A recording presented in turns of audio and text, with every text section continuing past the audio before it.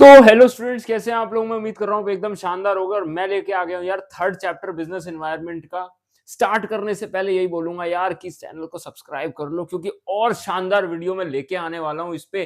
खाली यही नहीं यार, अभी सीयूईटी का भी कंटेंट लाऊंगा। पता है, मैं सिर्फ रुका हुआ हूँ बिजनेस स्टडीज के एग्जाम के लिए। जैसे ये खत्म होगा ना, सीयूईटी पे फोकस शिफ्ट कर दूंगा और तगड़ा तगड़ा सीयूईटी का। मतलब मेरा प्लान पता है क्या है, आपका सपोर्ट चाहिए भाई। बस आप लोगों को शेयर करो, ठीक है, और सपोर्ट करो यार आप लोग। I will bring a whole syllabus of CUET on YouTube, free में पूरा डाल दूंगा यार।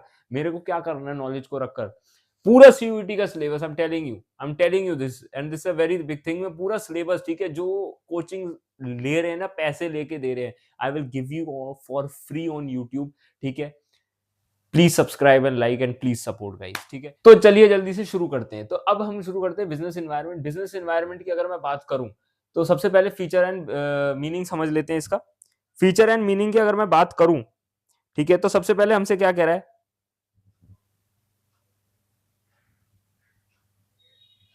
सबसे पहले हमसे क्या कह रहा है, ये कह रहा है भैया business environment is a sum total of all individual institution and forces that are outside the control of a business which may affect its performance. कह रहा है भैया कोई भी काम, कोई भी सम टोटल किस चीज का भैया, इंडिविजुअल का, इंस्टीट्यूशन का, फोर्सेस का, जो कि कंट्रोल के बाहर है यार बिजनेस के, बट उसकी परफॉर्मेंस को अफेक्ट कर सकते हैं। जैसे कोई भी बिजनेस है, ठीक है, for example take my business, ठीक है, Sinha academy is my business. उसके अंदर भैया कुछ इंडिविजुअल्स होते हैं, कुछ इंस्टीट्यूशन होंगे, कुछ फोर्सेज होंगी जो मेरे कंट्रोल के बाहर है, बट वो मेरे बिजनेस को अफेक्ट कर सकती है। जैसे इंडिविजुअल, जैसे कोई कंपटीशन आ जाए मेरा, है ना, कंपटीशन आ जाए। अब हालांकि मुझे कंपटीशन से फर्क पड़ता नहीं है, बट मान लीजिए कोई आ गया तो मुझे थोड़ी सी हो जाएगा कि अच्छा ये कंपटीशन आया है भाई, अब इसको मुझे देखना है। फिर इंस्टीट्यूशन, कोई इंस्टीट्यूशन आ गया, कोई बड़ा कोई आ गया, ठीक है, कुछ कर सकता है वो, है ना, तो फिर मुझे उस पर ध्यान रखना है। फोर्सेज, फोर्सेज जैसे कि मान लो नया रूल आ गया, कोई नया रूल आ गया, इंस्टीट्यूशन में ऐसे भी मान सकते हैं, कोई नया रूल आ गया जिसने कहा कि भाई आपको अगर एजुकेटर बनना है so you should have a particular licence, ठीक है, पर्टिकुलर सर्टिफिकेट।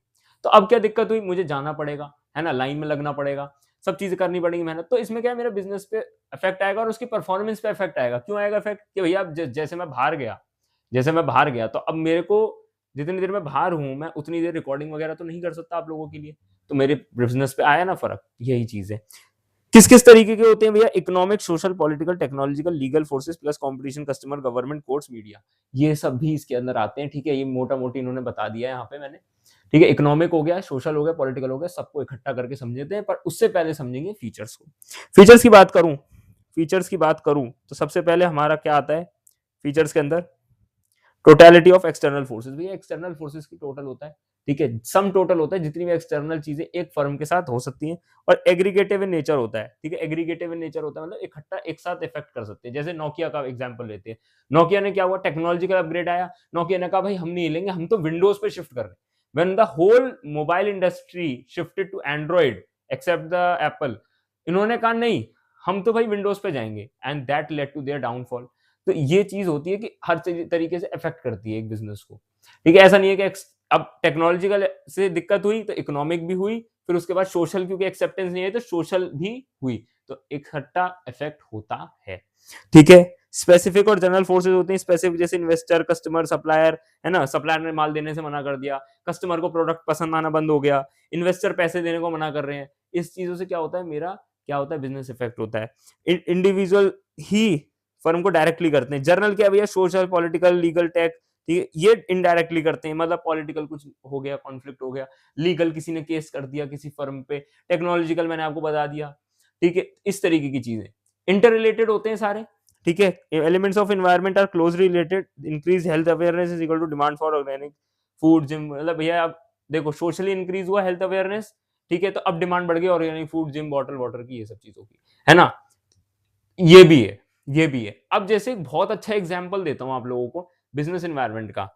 इंडक्शन होते हैं हमारे, इंडक्शन आपको पता होगा, इंडक्शन होता है इस तरीके का, एक क्या होता है, बेसिकली इट्स अ मशीन, ठीक है, स्मॉल मशीन, जिसके अंदर आप खाना वगैरह, वो प्लेट होती है उसमें, तो वो गर्म होती है and you can cook food on that. Basically induction, basic आप समझ जाओगे, आप सर्च कर सकते हो गूगल पे। इंडक्शन की सेल पहले बहुत कम थी, बहुत कम थी, बहुत नामात्र लोग खरीदते थे, मे बी हॉस्टलर्स, ठीक है, मे बी जो लोग अपने शहर से दूर रह रहे हैं, and those are not able to take LPG connections. Now what happened, not now what happened, LPG crisis आ गया। नाउ देयर सेल्स सर्ज्ड, ठीक है, उनकी सेल बहुत बढ़ गई, एकदम से स्टॉक आउट, हर जगह स्टॉक आउट, कहीं नहीं मिल रहे, कहीं नहीं मिल रहे। क्या हुआ? ये बिजनेस एनवायरमेंट तो हुआ। एक प्रॉब्लम हुई, पॉलिटिकल प्रॉब्लम हुई किसी देश में, and because of that your business affected, your sales surged, your sales surge, एकदम से एकदम उछाल आ गया। आपकी जितनी फैक्ट्री कैपेसिटी थी नहीं थी, उससे ज्यादा आपकी डिमांड आ गई। तो ऐसा जरूरी नहीं बिजनेस एनवायरनमेंट हमेशा नेगेटिवली इफेक्ट करेगा, पॉजिटिवली भी कर सकता है, पॉजिटिवली भी कर सकता है। कोविड 19 में जो कंपनीज ऑक्सीजन बना रही थी, उनसे पूछो उनका क्या प्रॉफिट हुआ है उस टाइम पे। तो ऐसा नहीं नेगेटिव ही करेगा, ये भी ध्यान रखना है हमें।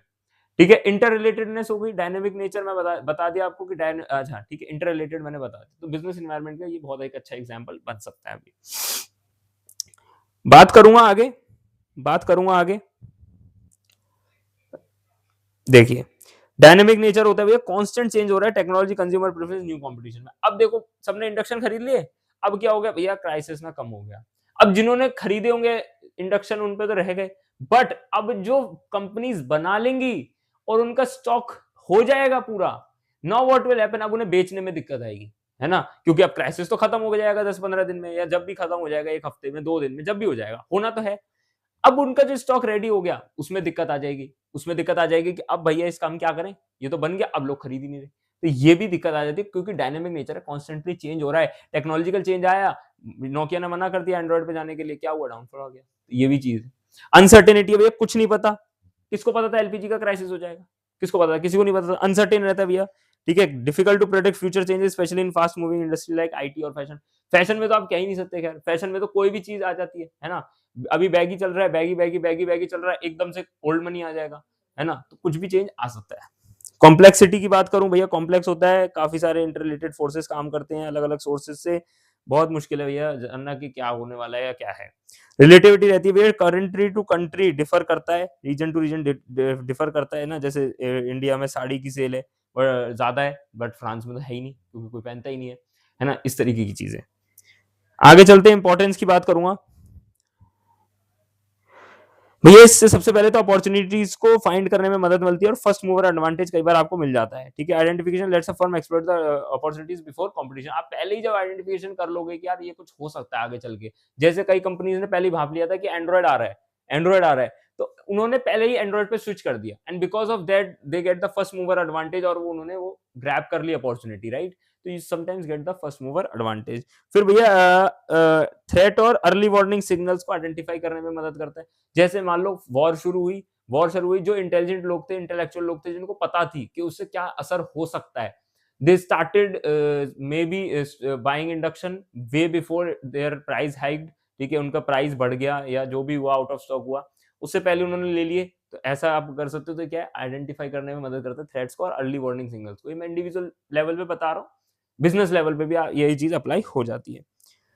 ठीक है, टैपिंग यूजफुल रिसोर्सेज भैया, कोई भी रिसोर्स है उसको इजीली क्या करने में भैया मदद करता है, यूजफुल रिसोर्सेज को टैप करने में, कि पहले जमा कर लो भाई, पहले जमा कर लो, कुछ होने वाला है आगे चल के।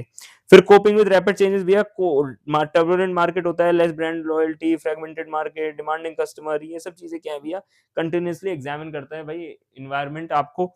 ठीक है, कि बार बार भैया रैपिड चेंज हो रहा है, उससे कोप अप करने में मदद करता है बिजनेस एनवायरनमेंट, क्योंकि आप पहले ही प्रिडिक्शन लगाते हो कि यार ये हो सकता है और अब हमें ये बनाना चाहिए। प्लानिंग और पॉलिसी फॉर्मुलेशन में मदद करता है, क्योंकि आप पहले से एनालाइज कर रहे हो एनवायरनमेंट को, तो आप उस हिसाब से डिसीजन मेकिंग के लिए प्लान वगैरह बना सकते हो। इंप्रूविंग परफॉर्मेंस, परफॉर्मेंस इंप्रूव हो जाती है।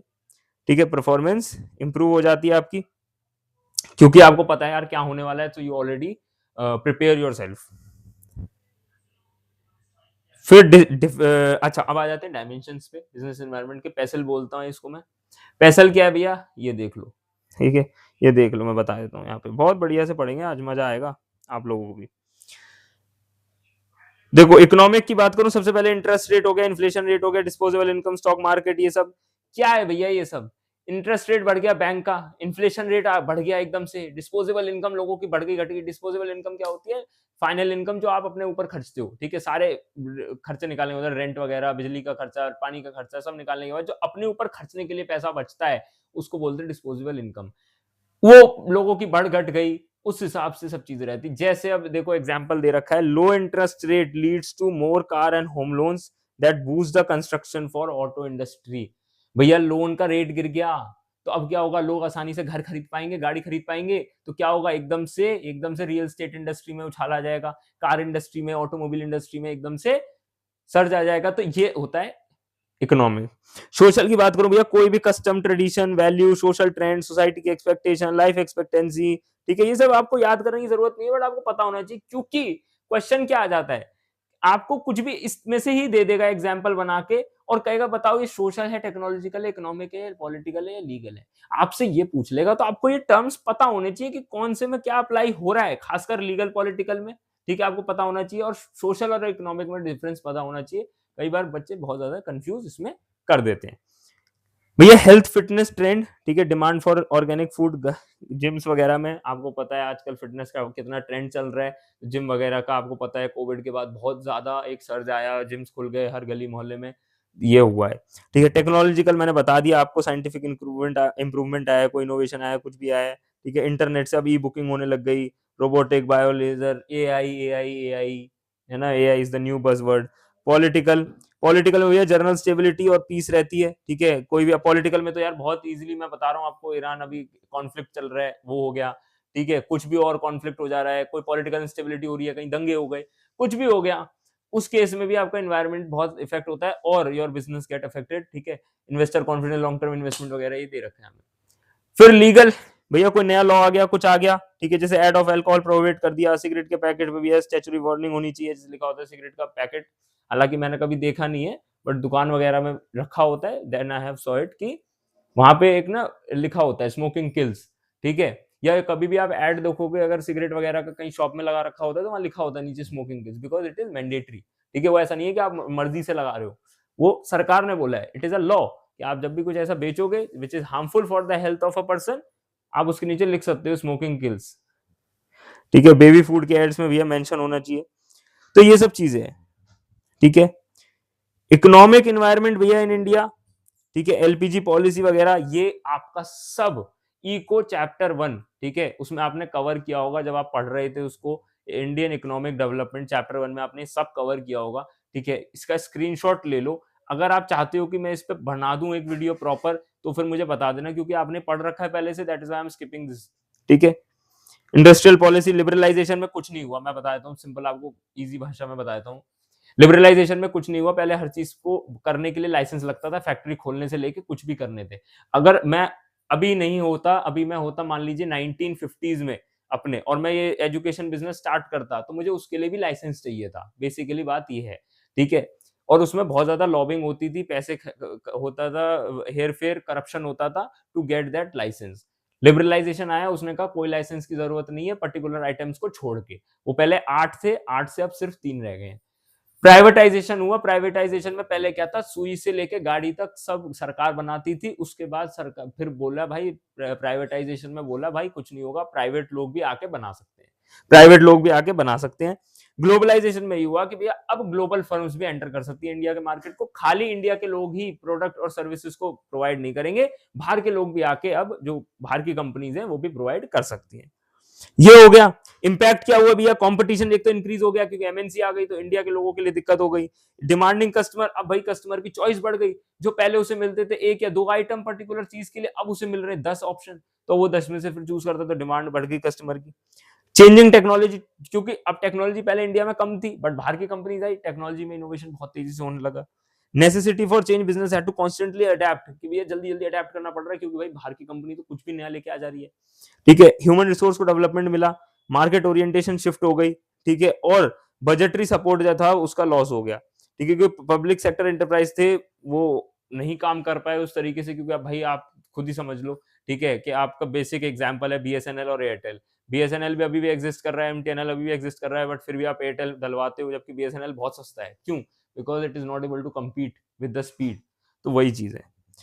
फिर हुआ 8 नवंबर 2016 को डिमोनेटाइजेशन, ठीक है। I will not give any my personal opinion, जो है यहाँ पे वो मैं पढ़ाऊंगा आपको, ठीक है। इसके अंदर कुछ नहीं हुआ, बेसिकली थिंग इज, इसका एम ये था कि करप्शन कम हो जाए, काउंटर फीटिंग मतलब कि नकली नोट छापना, ब्लैक मनी और इलीगल एक्टिविटीज कर्व हो जाए, खत्म हो जाए, इसका एम ये था बेसिकली। इसके अंदर हुआ ये था कि 500 और 1000 के नोट बंद हो गए थे, है ना। उसके बाद ये हुआ भैया, इसका फीचर और इम्पैक्ट क्या था? फीचर इसका ये इम्पैक्ट ये था कि टैक्स का ये एक एडमिनिस्ट्रेशन का मेजर था कि भैया जो टैक्स जो नहीं दे रहे लोग, काला धन जो जमा कर रहे हैं वो खत्म हो जाए। फिर टैक्स इन्वेजन से सिग्नल था कि भैया जो भी लोग पैसा कैश में रखकर और टैक्स बचा रहे हैं, टैक्स की चोरी कर रहे हैं, उससे उसको हटाना था, उसको खत्म करना था। सेविंग्स को फॉर्मल सिस्टम्स में लाना था। क्या करते थे लोग? अपने घरों में कैश रखते थे। उससे होता ये था, पहली चीज कि चोरी के चांसेस बढ़ जाते थे। सेकेंडली, वो सिस्टम में नहीं आता था पैसा, that was stored in the home and that was not used in the bank. क्योंकि बैंकिंग का सिस्टम कैसे काम करता है कि जो आप पैसा जमा करते हो, उसी पैसे को यूज करता है बैंक लोन प्रोवाइड करने के लिए। तो वो पैसा कभी आ ही नहीं पा रहा था सिस्टम में, वो आना शुरू हुआ। Cash light economy, cash light economy means क्या हुआ कि लोग डिजिटल चले गए, है ना, डिजिटल चले गए। फोन पे, रुपे, है ना, ई वॉलेट्स, सारी चीजें, पीओएस मशीन, है ना, पेटीएम पे इतने रुपए प्राप्त हुए, that is your point of sale machine. Impact on money and interest rate, भैया डिक्लाइन हो गया कैश ट्रांजैक्शन में, बैंक के डिपॉजिट बढ़ गए अपने आप और फाइनेंशियल सेविंग में इंक्रीज आ गया। फिर प्राइवेट वेल्थ पे भैया इम्पैक्ट पड़ा, जो भी लोग कर रहे थे गंदा काम, ठीक है, टैक्स इन्वेजन वगैरह, वो हो गया। Some high denomination notes not return, real estate के प्राइस गिर गए थे, ठीक है। Impact on real estate, price गिर गए क्योंकि कैश ट्रांजैक्शन कम हो गई। टैक्स कलेक्शन बढ़ गया देश में और डिजिटाइजेशन हो गया ऑटोमेटिकली। क्विक रिवीजन बताऊं तो ये आप पढ़ सकते हो, ठीक है, you can take the screenshot, you can take the screenshot, ठीक है, ठीक है। ये हो गया हमारा चैप्टर खत्म, ठीक है, ये हो गया चैप्टर खत्म। थैंक यू गाइज, ठीक है, आप लोग यहाँ तक बने रहे, प्लीज चैनल को सब्सक्राइब कर लेना यार, ठीक है, क्योंकि मैं बहुत मेहनत कर रहा हूँ आप लोगों के लिए और that is my work. But हाँ, आप सपोर्ट करोगे, it just gives me motivation to work more harder for you guys, ठीक है। और वीडियो अगर पसंद आई हो तो लाइक कर देना। Thank you guys for watching this video and I will see you next time.